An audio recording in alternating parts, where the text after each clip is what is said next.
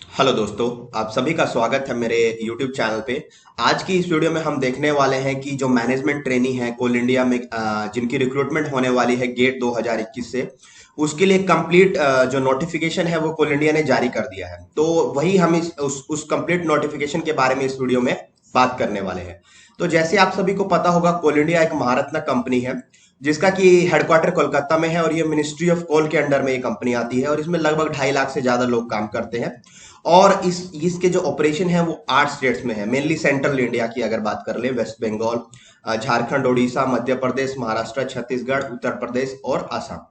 ये first time होगा कि कोल इंडिया गेट से रिक्रूटमेंट कर रहा है। इससे पहले जो कोल इंडिया है वो या तो कॉलेजेस में जाके रिक्रूटमेंट करती थी या फिर खुद का एग्जाम से रिक्रूटमेंट करती थी, लेकिन ये फर्स्ट टाइम होगा जब कोल इंडिया गेट से रिक्रूटमेंट करेगा।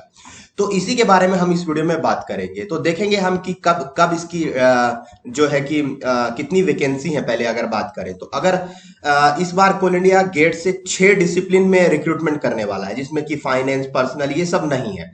तो सबसे पहला जो डिसिप्लिन है वो माइनिंग है। माइनिंग में अगर टोटल वैकेंसीज की बात करें तो 253 है टोटल वैकेंसी। अगर इलेक्ट्रिकल की बात करें तो 117 वैकेंसी है। मैकेनिकल की बात करें तो 134 वैकेंसी है। अगर सिविल की बात करें तो 57 वैकेंसीज है। इंडस्ट्रियल इंजीनियरिंग की 15 वैकेंसी है, और जियोलॉजी डिपार्टमेंट की 12 वैकेंसीज हैं। तो ये सारी वैकेंसीज हैं डिफरेंट डिफरेंट डिसिप्लिन की। अब अगर हम बात करें कि कब रजिस्ट्रेशन करने की डेट है और कब लास्ट डेट है, तो अगर ऑनलाइन रजिस्ट्रेशन की जो स्टार्टिंग डेट है वो 10/8/2021 10 AM, यानी 10 अगस्त से लेके 10 बजे से लेके और 9 सितंबर, यानी लगभग कंप्लीट एक महीना है, और 11:59 PM तक आप ये भर सकते हैं। फिर उसके बाद देखते हैं कि क्या क्या एलिजिबिलिटी क्राइटेरिया है, क्या क्या चाहिए। माइनिंग, इलेक्ट्रिकल, मैकेनिकल, सिविल और इंडस्ट्रियल इंजीनियरिंग के लिए आपको BTech, BSc engineering in relevant branch with 60% marks होने चाहिए। और अगर जियोलॉजी की बात करें तो एमएससी एमटेक इन जियोलॉजी और अप्लाइड जियोलॉजी और जियोफिजिक्स और applied geophysics with minimum 60% marks आपके होने चाहिए। फिर दूसरी ये भी बात है कि जो भी आपके पास डिग्री है वो रेगुलर होनी चाहिए, फुल टाइम होनी चाहिए, ना कि पार्ट टाइम, और वो एक ऐसी यूनिवर्सिटी या इंस्टीट्यूट से होना चाहिए जिसको कि स्टैट्यूटरी अथॉरिटी रिकॉग्नाइज करती है। तो अब अगर बात करें कि कितने परसेंट आपको मिनिमम क्वालिफाइंग मार्क्स चाहिए, अगर जनरल कैंडिडेट हैं, ओबीसी नॉन क्रीमी लेयर हैं, और अगर economical weaker section EWS category है तो आपको 60% मार्क्स चाहिए। और अगर SC ST या पर्सन विद डिसेबिलिटी यानी PWD कैंडिडेट्स हैं तो आपको 5% का रिलैक्सेशन है, यानी 55% आपको चाहिए। फिर जो कैंडिडेट जो कि 2020-21 साल में पास होने वाले हैं वो भी अप्लाई कर सकते हैं, लेकिन उनके पास 30 सितंबर 2021 तक जो भी जो रिजल्ट है, मतलब उनका फाइनल रिजल्ट है, वो सबमिट कर देना है, तब वो एलिजिबल माने जाएंगे। फिर उसके बाद अगर बात करें कि कौन कौन सी ब्रांचेस एलिजिबल नहीं है। अगर हम इलेक्ट्रिकल की बात करें तो इलेक्ट्रिकल में आपको इलेक्ट्रिकल एंड इलेक्ट्रॉनिक्स, फिर electronics engineering and electronics and engineering, ये सब ब्रांचेस एलिजिबल है। अब एलिजिबल कौन सी ब्रांच नहीं है? Instrumentation and control, power system, power electronics, power engineering and combination of electric engineering with any of these और similar branches, ये सब एलिजिबल नहीं है। फिर मैकेनिकल इंजीनियरिंग की बात करें तो जो मैकेनिकल इंजीनियरिंग है वो एलिजिबल है। Production, industrial, automation, thermal, manufacturing engineering and combination of mechanical engineering with any of these और सिमिलर ब्रांचेस, ये नॉट एलिजिबल ब्रांचेस हैं। फिर अगर सिविल इंजीनियरिंग की बात करें तो सिविल इंजीनियरिंग एलिजिबल ब्रांच है। सिविल विद आर्किटेक्चर और स्ट्रक्चरल इंजीनियरिंग और any other combination with civil engineering not eligible. फिर इंडस्ट्रियल इंजीनियरिंग की अगर बात करें तो इंडस्ट्रियल इंजीनियरिंग एलिजिबल ब्रांच है। प्रोडक्शन एंड इंडस्ट्रियल इंजीनियरिंग और any such other combination with industrial engineering is not eligible. फिर अगर हम जो वैकेंसीज हैं उनका ब्रेकअप अगर देखें तो अगर माइनिंग में 253 वैकेंसीज हैं तो उसमें जनरल की 88 वैकेंसीज हैं, ईडब्ल्यूएस की 45 वैकेंसीज हैं, एससी की 37 वैकेंसीज हैं, एसटी के लिए 15 वैकेंसीज है, ओबीसी के लिए 68 वैकेंसीज है। फिर अगर हम बात करें इलेक्ट्रिकल के लिए तो जो टोटल वैकेंसीज 117 हैं उसमें से 50 जनरल की वैकेंसीज हैं, ईडब्ल्यूएस की 11 है, एससी की 17 है, एसटी की 8 है और ओबीसी की 31 है। इसी तरीके से अगर मैकेनिकल की बात करें तो 134 वैकेंसीज टोटल हैं, उसमें से 54 जनरल की हैं, ईडब्ल्यूएस की 13 है, एससी की 20 है, एसटी की 10 है और ओबीसी की 37 है।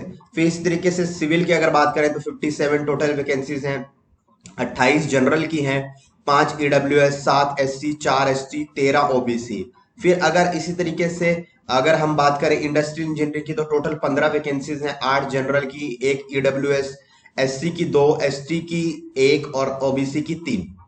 फिर अगर बात करें जियोलॉजी की तो 12 टोटल वैकेंसीज हैं, 6 जनरल वैकेंसीज हैं, एक ईडब्ल्यूएस है, फिर एससी की 1 है, एसटी की 1 है और 3 ओबीसी के लिए। इस तरीके से टोटल 588 वैकेंसीज हैं, यानी 588 टोटल वैकेंसीज हैं। अब उसके बाद अगर हम बात करें कि सिलेक्शन प्रोसेस क्या होगा, तो गेट का स्कोर आपका है, उसके बेस पर आपको शॉर्टलिस्ट किया जाएगा। लेकिन किस रेशियो में शॉर्टलिस्ट किया जाएगा? 1:1.5 के रेशियो में शॉर्टलिस्ट किया जाएगा, यानी एक सीट के लिए 1.5 कैंडिडेट को शॉर्टलिस्ट किया जाएगा। और उसके बाद जो फर्दर प्रोसेस है वो आपको पता ही है, वो इंटरव्यू होगा। तो उसके बाद इंटरव्यू होने के बाद आपको डॉक्यूमेंट वेरिफिकेशन और IME यानी इनिशियल मेडिकल एग्जामिनेशन के द्वारा बुलाया जाएगा, जो कि आपको भेज दिया जाएगा आपकी रजिस्टर्ड ईमेल आईडी पर। उसके बाद अगर हम एप्लीकेशन फी की बात करें तो यहाँ पर जो एप्लीकेशन फी रहने वाली है वो 1000 प्लस जीएसटी रहने वाली है। जीएसटी 108 यानी 18% जीएसटी है, तो 180 रुपए जीएसटी यानी 1180 टोटल आपकी यहाँ पर फीस लगने वाली है। किसके लिए? General candidate, OBC creamy layer and non creamy layer और ईडब्ल्यूएस कैंडिडेट के लिए इतनी टोटल फीस लगने वाली है। अब अगर हम अपर एज लिमिट की बात करें तो 4 अगस्त 2021 को जो जनरल के लिए अपर एज है और ईडब्ल्यूएस कैटेगरी के लिए वो 30 साल होनी चाहिए। बाकी ओबीसी नॉन क्रीमिलेयर के लिए 3 साल का रिलैक्सेशन है और एससी एसटी के लिए 5 साल का एज में रिलैक्सेशन है।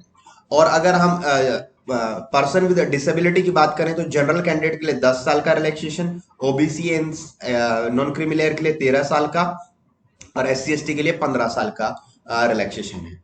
अब हम बात करते हैं कंपनसेशन की, कि आपको क्या क्या मिलने वाला है, आपको कितनी पे मिलने वाली है। तो जैसे आपको पता होगा कोल इंडिया E2 ग्रेड में आपको रिक्रूट करेगा, जिसका की पे स्केल है 50,000 से लेके 1,60,000 वाला। आपका इनिशियल जो बेसिक रहेगा वो 50,000 पर मंथ रहेगा, जो ट्रेनिंग पीरियड होगा 1 साल का। 1 साल के बाद आपको प्रमोट करके E3 कैटेगरी यानी E3 ग्रेड, जिसको असिस्टेंट मैनेजर बोलते हैं, जिसका की पे स्केल है 60,000 से लेके 1,80,000 वाला, वहां पर आपको डाल दिया जाएगा, जिसमें आपका बेसिक पे स्केल रहेगा 60,000 वाला। इसके अलावा आपको सारी चीजें बाकी, इसके अलावा जो भी होता है, डियरनेस अलावेंस हो गया, HRA हो गया, बाकी जो अलावेंसेज होते हैं 35% जो अलावेंसेज मिलते हैं, PRP हो गया, परफॉर्मेंस रिलेटेड पे हो गई, उसके बाद मेडिकल फैसिलिटी हो गई, CMPF हो गया, CMPS हो गया, ग्रेचुटी हो गई, CIL executive defined contribution scheme है वो हो गई। इसके बाद आपको जो भी और अलाउंसेस मिलने हैं वो सारे के सारे इसमें इंक्लूड रहेंगे। यानी बहुत अच्छा है। अगर एनटीपीसी के कंपैरिजन में, अगर पे स्केल के कंपैरिजन में देखें तो आपने देखा होगा जैसे एनटीपीसी का जो पे स्केल आया वो 40 ही आया है गेट के थ्रू, तो उसके कंपैरिजन में बहुत अच्छा है। फिर उसके बाद इन सब चीजों में मैंने कंप्लीट वीडियोस भी बनाई, कितनी आपकी सैलरी बनेगी, ये सारी कंप्लीट वीडियोस बनाई हुई है मैंने, इस पे आप देख सकते हैं। फिर उसके बाद अगर पोस्टिंग की बात करें तो आपको कहीं भी, किसी भी सब्सिडरी में, किसी भी यूनिट, किसी प्रोजेक्ट, कहीं भी पोस्ट किया जा सकता है। फिर अगर हम बात करते हैं सर्विस एग्रीमेंट बॉन्ड की, तो ये सर्विस एग्रीमेंट बॉन्ड है कि आप 5 साल से पहले आप कोल इंडिया को नहीं छोड़ सकते हैं। आपको मिनिमम 60 महीने आपको कोल इंडिया को सर्व करना ही करना है। अगर उससे पहले आप कुछ छोड़ते हैं तो आपको 3 लाख का बॉन्ड प्लस जीएसटी आपको देना ही होगा कोल इंडिया को। और ये इसके लिए आपको बकायदे एक आपको बॉन्ड पेपर आपको कोल इंडिया को ज्वाइनिंग के टाइम पे जमा करना होगा, तो ये आप नहीं छोड़ सकते हैं। फिर उसके बाद मेडिकल एग्जामिनेशन सबका होगा। पहले इनिशियल मेडिकल एग्जामिनेशन होता है, जो एक कंपनी की मेडिकल कमेटी बैठती है और वो जो कोल इंडिया के मेडिकल अटेंडेंस रूल है उसके हिसाब से आपका मेडिकल होता है। तो ये एक इंपॉर्टेंट कंपोनेंट हो गया। फिर उसके बाद हाउ टू अप्लाई, आपको जाना है कैरियर विद सीआईएल में और जॉब सेट कोल इंडिया में, और उसके बाद जो जो आपसे मांगता है, आपकी जो भी आपके डॉक्यूमेंट्स हैं, जो आपका गेट स्कोर है, वो सब लेके आपको इसको भर देना है। और मैंने बताया कब से कब तक भरना है, 10/8 से लेके 9 सितंबर तक आपको इसको भर देना है। तो यही था इस वीडियो में। इसके अलावा अगर आपको कुछ और जानना है तो आप कमेंट बॉक्स में जान सकते हैं। Thank you.